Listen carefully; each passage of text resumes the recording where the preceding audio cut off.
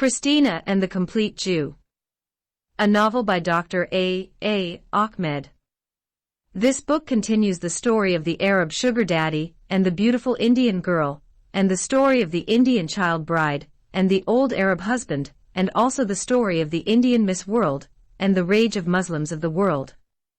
They have been written in English and translated into Arabic by the author Dr. Ahmed. This story resonates with genuine love, strong resilience, and steadfast courage. I invite you to accompany me as I continue narrating the story of the rare, fabulous beauty of the Indian girl, Ifat Khan, and her extremely beautiful mother, Rehana Khan. Before we dive in the tapestry of the story, I would like to remind the reader this novel is narrated in 6 books. Book 1, The Arab Sugar Daddy and the Beautiful Indian Girl. Book 2, The Indian Child Bride and the Old Arab Husband. Book 3, The Indian Miss World and the Rage of Muslims of the World. Book 4, Christina and the Complete Jew. Book 5, The Tears of God, Jews, Blacks, and Muslim Women. And Book 6, The Hidden Life of the Prophet Muhammad. This is an intriguing epic story which exhibits resilience, love, and sacrifice. Book 4. In Search of a Companion in Her Lonely Journey in Life. Copyrights. All rights are reserved. No part of this book may be reproduced, stored in a retrieval system, or transmitted in any form or by any means without the prior written permission of the author, except by a reviewer, who may quote brief passages from a review for printing in a public newspaper, general magazine, school journal, or university article. All characters in this novel are fictional, and any resemblance to actual persons, living or dead, is merely coincidental. Chapter 7. The Trip of the Former Miss World to India. Christina Lewinsky arrived at the Mumbai Chhatrapati Shivaji International Airport after a long and very exhausting trip. Her trip brought her from the United States of America to her motherland. Her flight took her through Heathrow and Doha International Airports. Her trip was, for the most part, spent praying in silence or reading her Holy Bible. After her recent conversion from Islam to Christianity, the Indian Miss World Aphrodite's tragic life has undergone drastic changes. Her heart's pain and sorrow have been replaced with unspeakable joy and peace of mind. Her life is now filled with love, resilience, and courage. She reveled in her new spirituality, finding fulfillment and joy whenever she prayed, read her Bible, or sang a hymn from those songs her American lover used to sing to her while they were horseback riding or sitting by the lakeshore. Her new spiritual life seemed to connect her with her American lover in a tangible way. Michael is continually appearing to her in dreams and singing to her. She can still hear his musical voice singing to her his favorite songs, such as Amazing Grace, Blessed Assurance, In Christ Alone, Lover of My Soul, and many more lovely spiritual songs and hymns.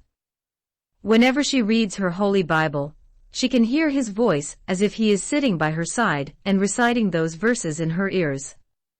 Through her lover, many biblical verses were implanted in her memory and engrafted in her heart and soul, and she can recite them from memory. For God so loved the world, that he gave his only Son, that whosoever believeth in him should not perish, but have everlasting life. The Gospel of John, chapter 3, verse 16. Love your enemies, bless them that curse you, do good to them that hate you, and pray for them which despitefully use you and persecute you. The Gospel of Matthew, chapter 5, verse 44.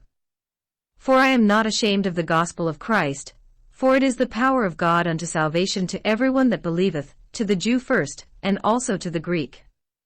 For therein is the righteousness of God revealed from faith to faith, as it is written, the just shall live by faith. The Epistle of Romans, chapter 1, verses 16 and 17. Do unto others as you would have them do unto you. The Gospel of Luke, chapter 6, verse 31, commonly known as the social golden rule.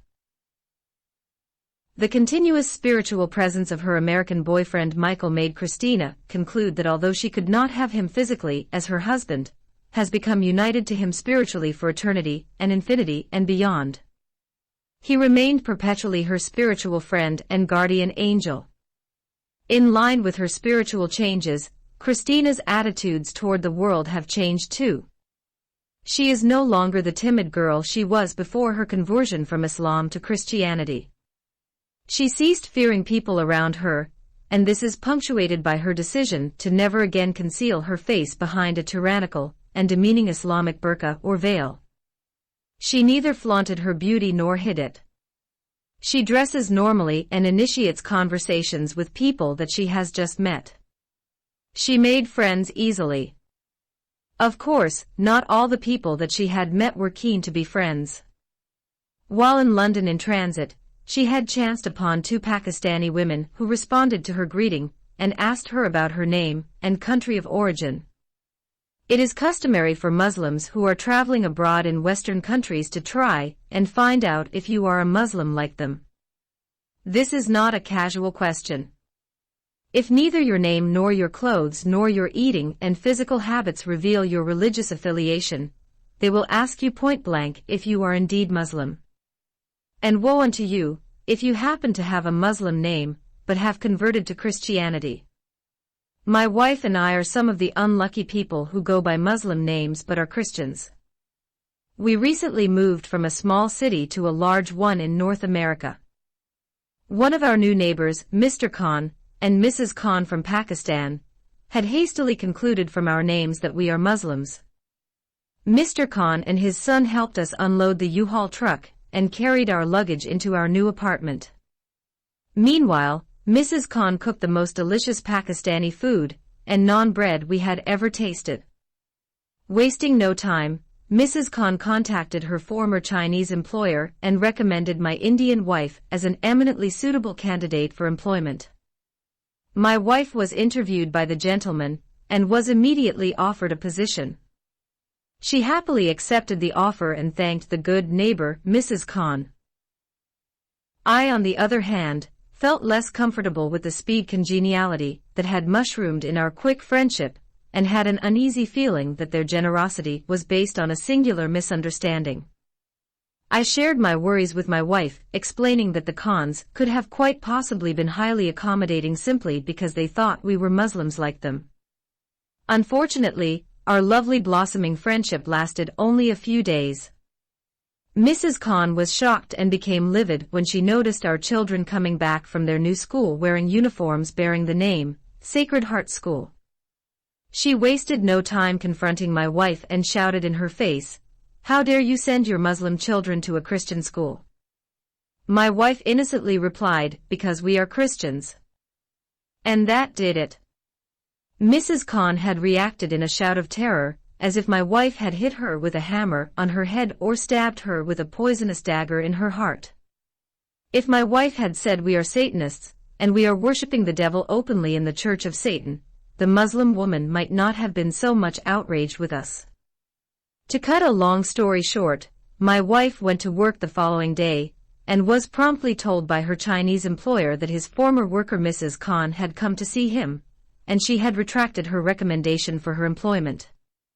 As a result, Mrs. Ahmed had her name struck off the list of employees, and another girl was appointed in her place. My poor wife was fired before she began working, and did not get any compensation at all.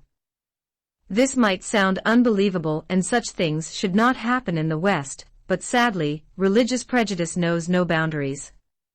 After that, our new Pakistani Muslim neighbors have never even looked at us without undiluted displeasure or disgust. They have spread bad rumors about us among other Muslims. They have falsely accused us of being Muslim apostates who sold their Islamic religion for the sake of money and Western visas. As a consequence, we have been boycotted by almost every Muslim in our neighborhood. At any rate, the two Pakistani women who met Christina at the Heathrow International Airport wanted to determine her religious affiliation before engaging in friendly banter with her. When she related that she was born in an Indian Muslim family in Mumbai, but she had recently embraced Christianity while she was in the USA, they challenged her conversion and accused her she has becoming an infidel, hypocrite, and apostate, and on her way to the hellfire. A Muslim will never ever believe that another Muslim can convert to Christianity out of conviction. He will think that the reason behind the conversion is money, a love affair with a Christian girl, or a visa to a Western country. This inhibits belief because of the distorted and ugly picture in which Islam depicted Christianity. Christina left the international airport of Mumbai in a taxi and secured a hotel room in Bandra. She decided on Bandra because that was where she used to live when she was kidnapped and abused by the late famous Bollywood film director Mahmood Khan. She decided that she must stay in the hotel until she could find her biological mother Rehana Khan. Christina knows that she is going to face a great deal of difficulty searching for her Muslim mother in a cosmopolitan city as densely populated as Mumbai, which has a population in 2021 that exceeded over 20.5 million people. Her search for her mother without an address is like looking for a needle in a field full of heaps of haystacks, or an ant in the Amazon rainforest. She does not know where to start or how to begin. She remembered that as a child she used to live with her poor family in a hut in a slum neighborhood called Dharavi. It is the second largest slum in the world. She knows that if she goes to that slum neighborhood she will probably be raped and robbed by the Gandas, Indian gangsters and bandits. After much deliberation, Christina then decided to hire some locals to help her with her search. The crux of her search is her ability to find trustworthy locals. She has no intention of hiring help off the streets. After some thought, she figured that Christian Indians would be a good bet for her. Chapter 8. Searching for a good church in Mumbai. As soon as the following Sunday came along, from her hotel lobby Christina called a taxi, and when it came, she asked its driver to take her to the nearest Christian church. Being still a recently converted Muslim girl to Christianity, or novice believer, Christina does not know there are Catholic, Orthodox, Protestant, and many other denominational churches. The taxi driver took her to a church in the Santa Cruz neighborhood where the local South Indian Christians meet every Sunday.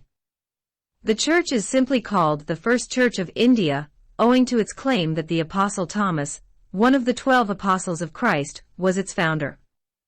Some of its older parishioners believe that their forefathers who founded the church were Christians even before the arrival of the Apostle Thomas in South India. Some of their staunch and fanatical believers went further in their assertions and claimed that their ancestors were Christians even before Jesus Christ incarnated as a human being and came to earth, and then he was born as a baby to the Virgin Mary in Bethlehem. The members of the First Church of India are so pure Christians, as they usually claim, that they cannot allow room for a Christian girl from a Muslim background. They are like the Puritans, a people with covenant, who treated the Native Americans as the old Canaanites, and they are the new Israelites and persecuted the natives. Likewise, the South Indian Christians despise everyone who was not born a pure Christian. A Hindu or a Muslim converted to Christianity may be considered by most of them as an unclean pig, or a filthy stray dog that came to worship among the innocent lambs. In the same way, Christina has been treated as a Gentile girl who dared to enter a holy sanctuary and defiled it by her presence. Therefore, when she felt that she was an unwanted guest, she left the First Church of India and decided not to step foot there again. On the following Sunday, a cab driver took Christina to another Indian church in a place between Santa Cruz and Andheri neighborhoods. At first, Christina thought that the cabbie misunderstood her request and brought her to a mosque. Nonetheless, the cabbie insisted that it was a Christian ecclesia and not a Muslim masjid.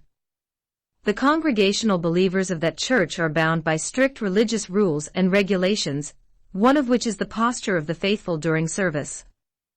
There are no chairs or pews in the prayer hall, and the followers are expected to be on bent knees during the entire service. Men and women sit separately, segregating even husbands from their wives, fathers from their daughters, and brothers from their sisters. No one can wear multicolored clothes, and women are not to wear trousers and shirts, makeup or gold, or any other types of jewelry. Television sets are prohibited among the faithful, and the TV is roundly condemned as the devil's box. No one is permitted to watch movies or go to film theaters. The other so-called worldly trapping like songs, music, and dance are equally reviled. No believer can own a computer, laptop, iPad, iPhone, iPod, etc.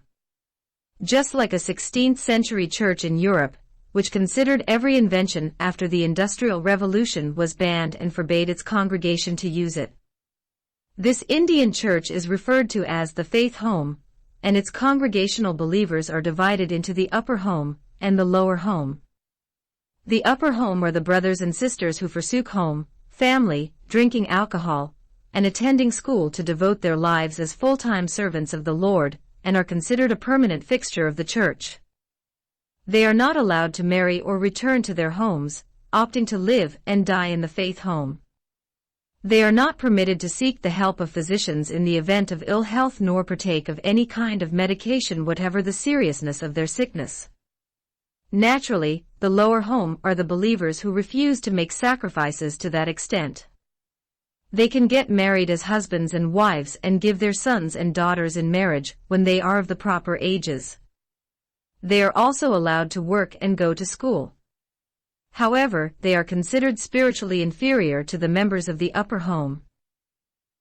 Any member of this lower group who is caught red-handed praying or laying hands on another member will be sharply rebuked and warned, and if he does it again, he must be expelled and handed over to the devil to destroy his body.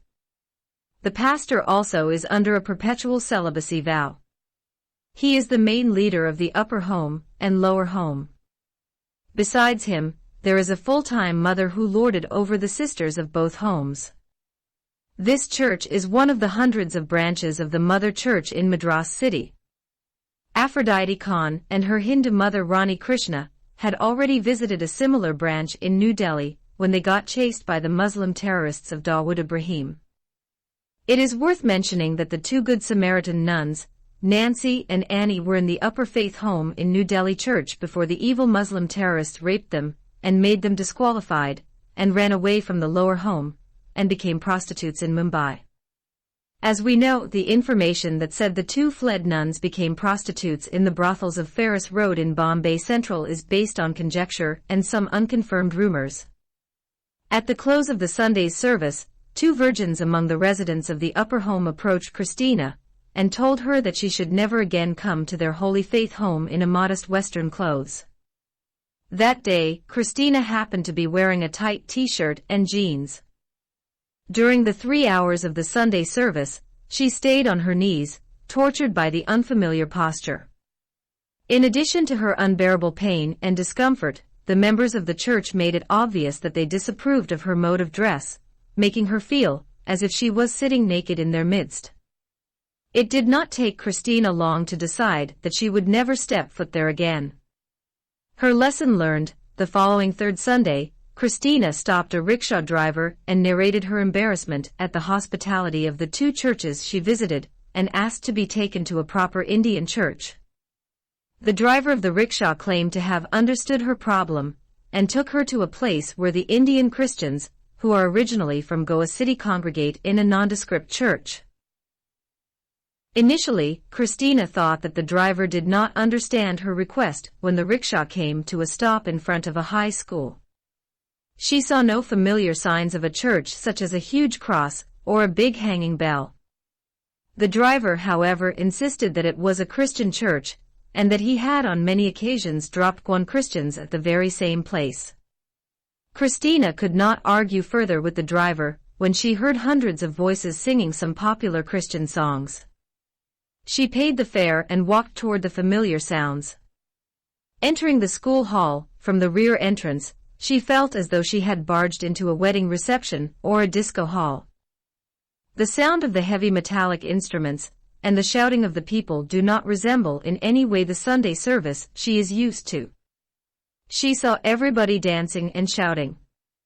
Some of the people are playing tambourines while they are jumping, shouting, and dancing to the music. At the stage she saw young men and pretty girls playing every kind of musical instrument she has seen, and some she had not seen before. Every face she saw is happy and joyful. Even little children and old folks are standing on their feet and clapping their hands and singing. What surprised her more is that no one is carrying any hymn book, and everyone seemed to know the words by heart, shouting their praises at top of their voices. It is as if the whole congregation is in fact the church choir. When Christina realized that she is the only person who is not singing and dancing, she began to clap her hands and sway to the music. She stood on her feet for more than 40 minutes before finally the group dancing and singing is over. She has never stood on her feet in church for such a long time, and as the joyful praise and worship session is over, the leader of the huge congregation announced that everyone should shake hands with at least 10 people around him before taking a seat. Christina has been approached by many people who warmly shook hands with her. Once the Sunday service is over, 5 men and 3 women came to Christina and talked to her. All of them introduced themselves as the church pastors. Once again, she is shocked when she came to know that there are 8 pastors in one single church. In the States, her church had one single pastor and a few elders. One of the female pastors told her that they are glad to have her in their midst. She then asked her to introduce herself and share the circumstances of her acceptance of Jesus as her Lord and Savior. Christina told her that she came recently from the United States of America, and she was born and brought up in a Muslim family in Mumbai, but had since converted to Christianity. The female pastor asked her where she is living, and when did she convert. Christina briefly narrated her story, and said at the present she is living in a hotel at Bandra neighborhood. The pastors of the church are visibly excited to learn that Christina is not only a Muslim convert girl, but an NRI, non-resident Indian, who came all the way from the USA and is now putting up in an expensive hotel. Christina then received and accepted an invitation to lunch at the senior pastor's house. She is inclined to decline the invitation, but the pastor's wife is insistent. The pastor's wife is a pastor too. After she accepted the lunch invitation, 15 young girls and 12 elderly women surrounded her. All of them greeted her, and all of them praised her marvelous beauty. One girl told her, "You look like a film star," another said to her, "You look like the Queen of Bollywood, Aishwarya Rai," and yet a third girl likened her to the former Miss World, Priyanka Chopra. Oddly, none of them has recognized her for who she is. At the senior pastor's house, Christina has been peppered with 101 questions by the pastor's wife and some of her guests. Most of the questions are designed to pry into her background. Christina decided never to say anything about those 2 evil Muslim men who abused her because she had forgiven them. Moreover, she does not want anyone to know that she is a rich young woman and has millions of dollars. She did not tell them that she was a former Miss World and a one-time heroine in an Indian movie. She has only told them that she was born and brought up as a Muslim girl in Mumbai, got adopted by a Hindu woman, and had immigrated to America. Then she said the reason for her visit to India is to find her Muslim mother. She informed them that her Muslim father died when she was a small girl. Christina once again explained that she had accepted Christ as her Lord and Savior in the States and was baptized recently. The pastor and his wife promised to help her with her search for her biological mother. Christina then told them that she was willing to pay wages to any of the church members who were willing to help her with her search, adding that she would cover all other side expenses. After lunch, the senior pastor's wife invited Christina to stay in her house until she could find her biological Muslim mother. She admonished her against the unnecessary expense of an expensive hotel, and reminded her that the church has to provide free accommodations to visiting foreign Christian sisters like her. Christina told her that she did not want to be a burden to the church, but both the pastor and his wife adamantly insisted she check out of the hotel that very day. Christina tried to make many excuses but to no avail. The pastor, his wife, and other leaders have rejected them all and insisted on being hospitable. With no other polite option left, Christina gave in to their hospitality and resigned herself to the hope that it was for the best. Fellowship with the very Christians who proposed to help her find her mother required it. As soon as Christina moved to the senior pastor's house, she became the shining star of the church. Many brothers and sisters in the church visited the main pastor's house to make her acquaintance. Most of the women who visited her were mothers of young boys who were looking for life partners for their unmarried sons. Likewise, most of the men who came to see her were young boys who were searching for suitable Indian brides. Christina, with her unmatchable beauty, has met Indians' ideal requirements for a suitable bride and surpassed them. She is desirable to every typical Indian family looking to wed their son off. Her complexion is white like a foreign girl, she possesses extreme beauty, she is young, and above all, she is an NRI, an Indian girl from the promised land for all Indians, which is called the United States of America. Many of the above qualities can be found in single Indian girls, but the last quality is an absolute rarity in the church. Christina, ignorant of this fact, does not know why those men and women have visited her. She assumed that they had come to visit the residence of the church pastor and his wife, and had talked to her out of courtesy. Chapter 9. The Three Lovers of Christina. As soon as it became expedient, the senior pastor commissioned 3 brothers to undertake the task of assisting Sister Christina. In that church, every man is addressed as a brother and every woman a sister except the pastors and their wives. The 8 pastors have the honorific of pastor attached to their names. Christina's 3 helpers gallantly refused any wage, but did not decline the offer for incidental expenses. All the appointed brothers said they can only conduct their searches on Saturdays and Sundays. On Saturdays, they promised to work for Sister Christina from 8 a.m. to 8 p.m. without pay.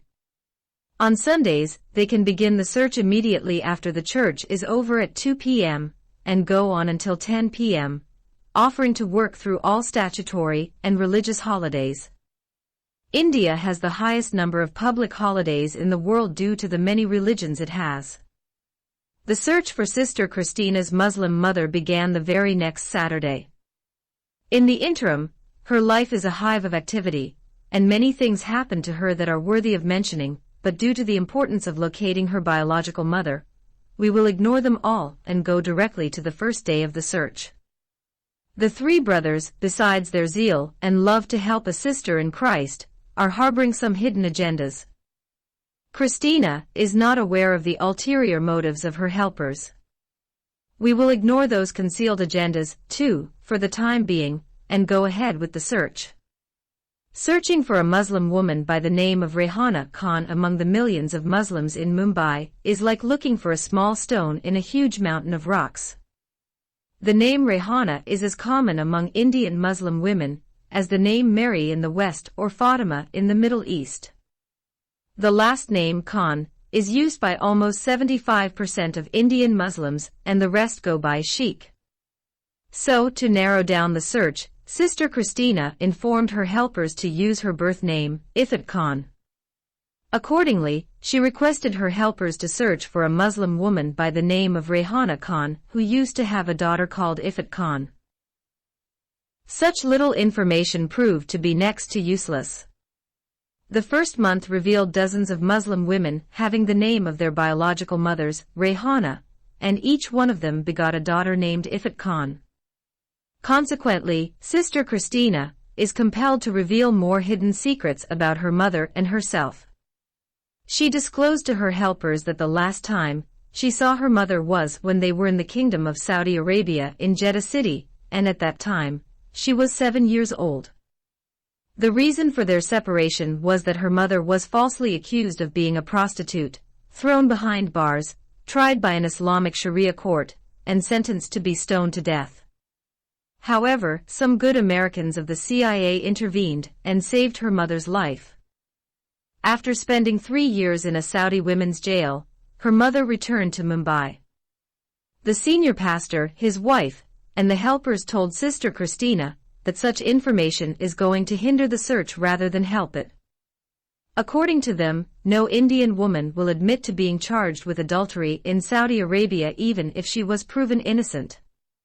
Such information for sure will damage her reputation among her Muslim community and neighbors.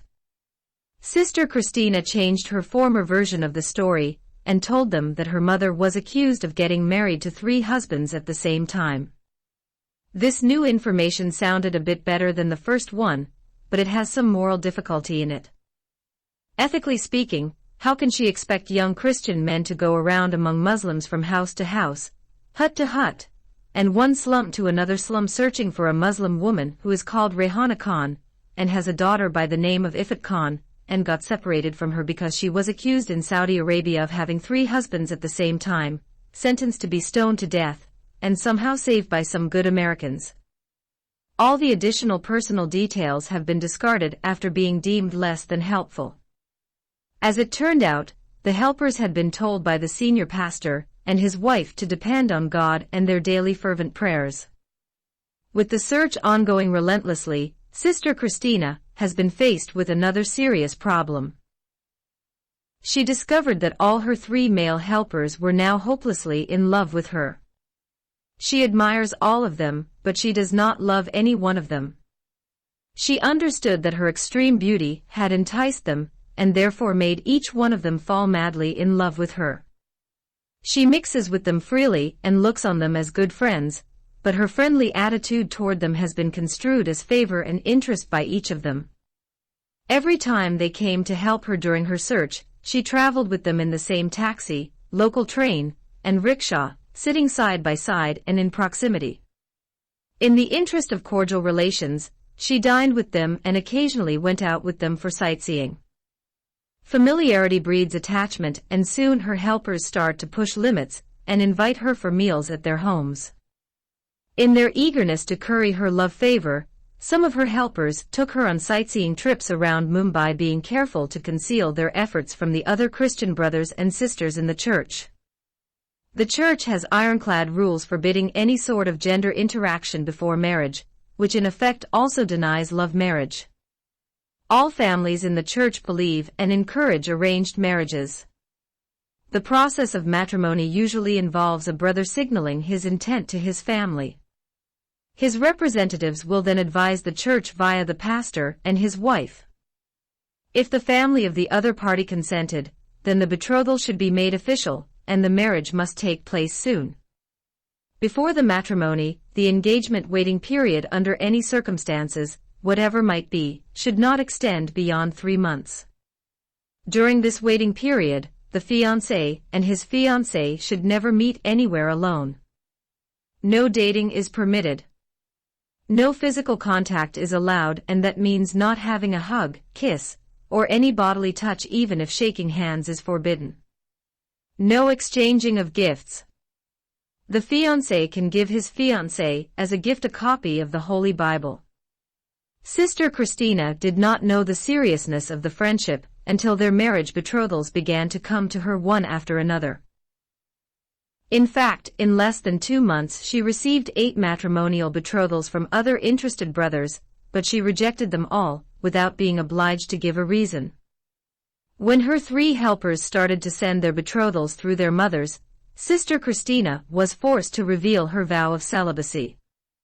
She told the senior pastor's wife that she made a vow not to marry a man, and she decided to remain a nun who married herself to the Lord Jesus Christ.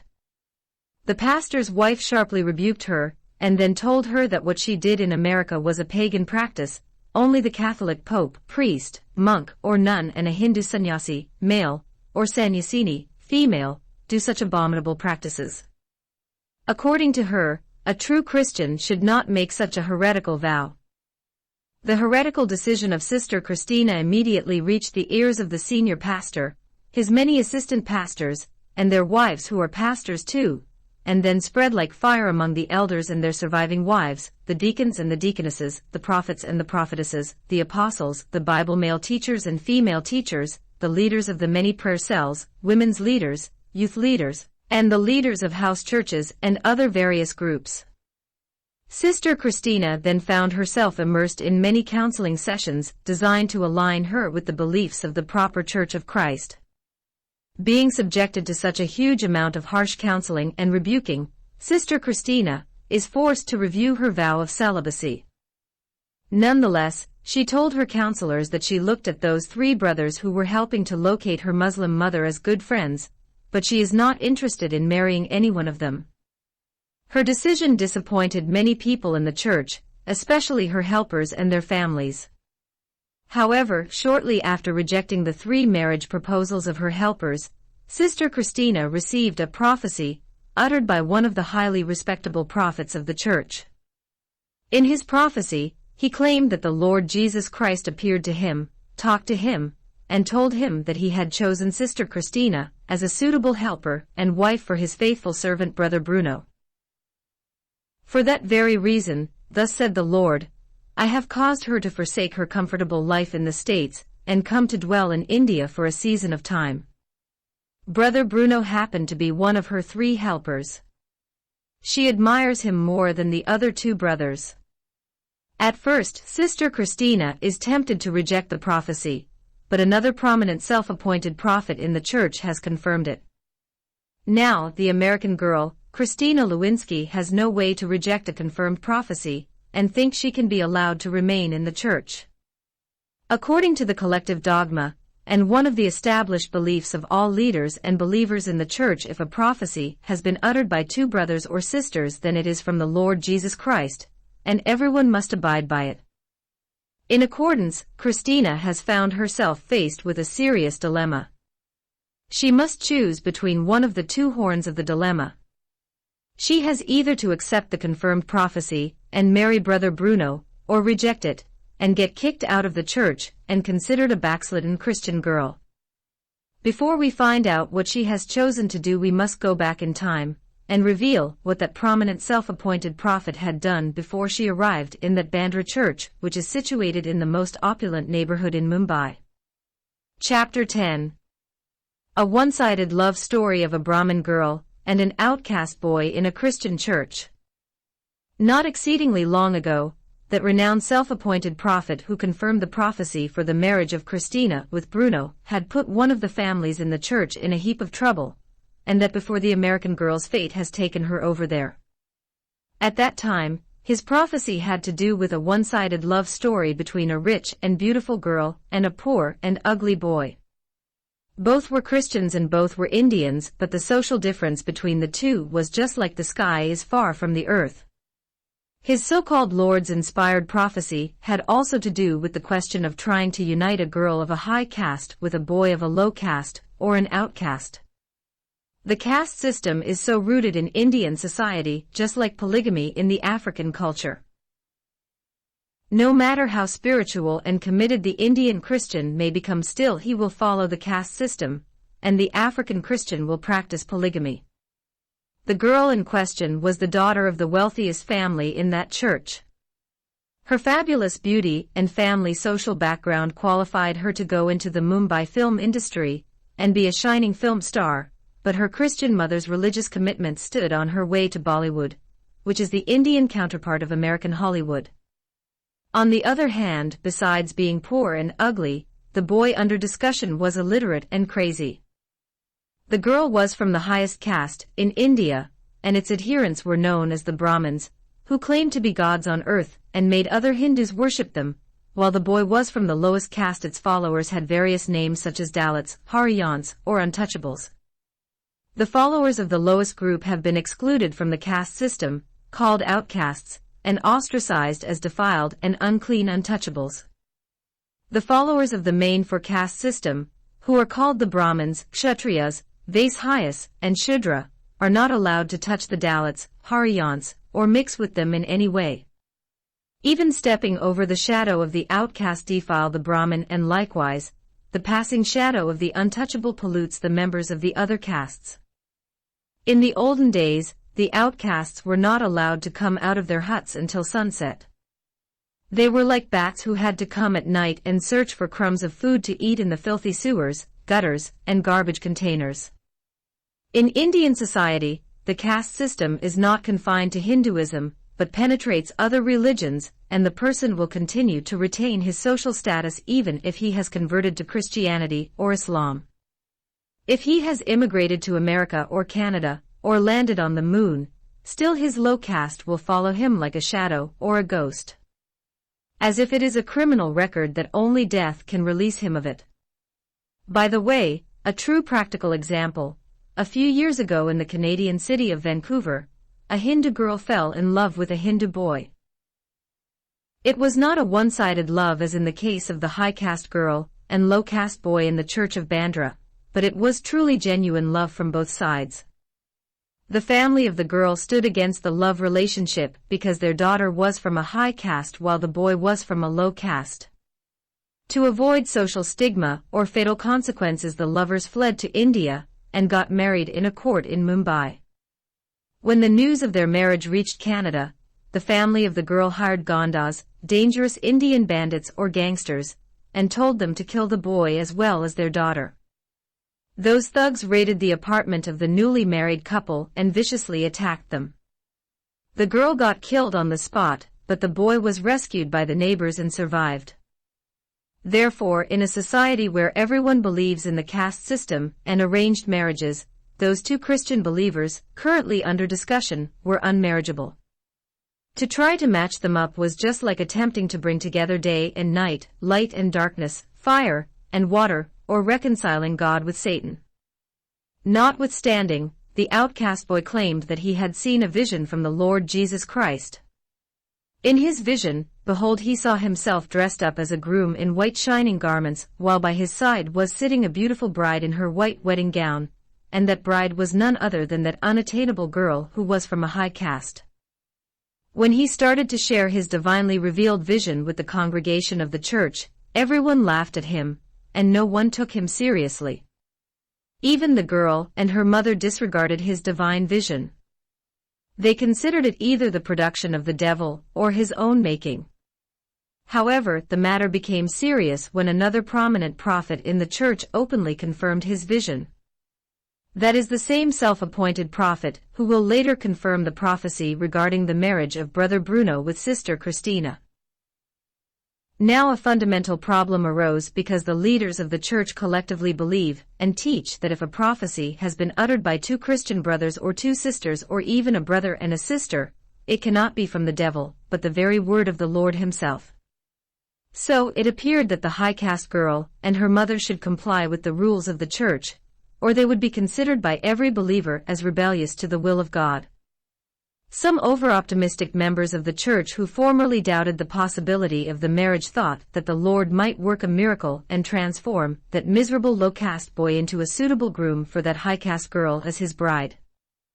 For some believers, it was like the story of Beauty and the Beast, which could never happen in real life except in the imagination of unrealistic storytellers of fairy tales that could be seen in the stories of Disney's beautiful princesses such as Cinderella, Pocahontas, Jasmine and Aladdin, Snow White, and Beauty and the Beast. The story of that wretched boy and that beautiful damsel in distress had shaken the foundation of the church to its very core. The mother and her daughter found themselves facing a serious dilemma. Their spiritual problem became insurmountable. Their faith was put to the test the hard way.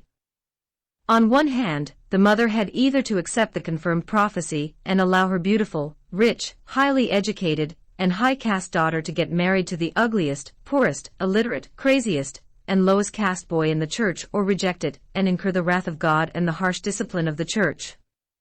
However, that mother did not leave a stone unturned to climb over that mountain of their insurmountable problem.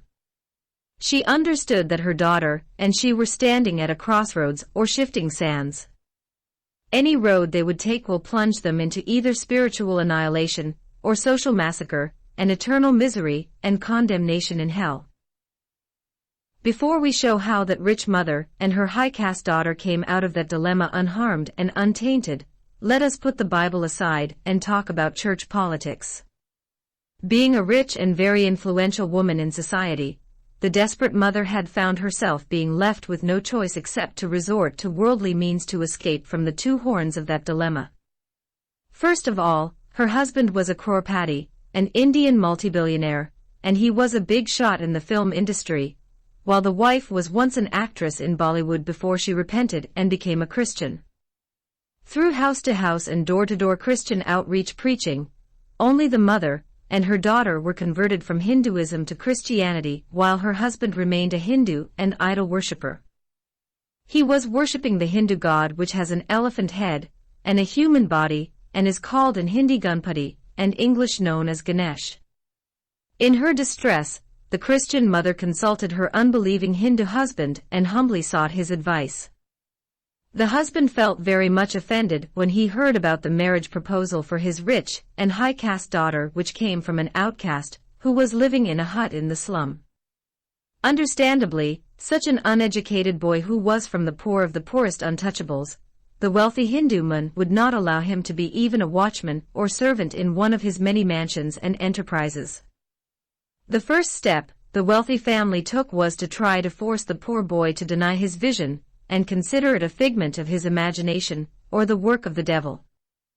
They hired some antisocial elements called gandas and sent them to the slum where that boy was living in a small hut. When the wretched and stubborn boy refused to recant his prophetic words, those thugs mercilessly hammered him and left him half dead. Before they left, they had plucked out his nails, removed his teeth, dislocated his jaw, broken his right hand and left leg, broken some of his ribs, fractured his skull, and made many more serious damages to his badly battered body.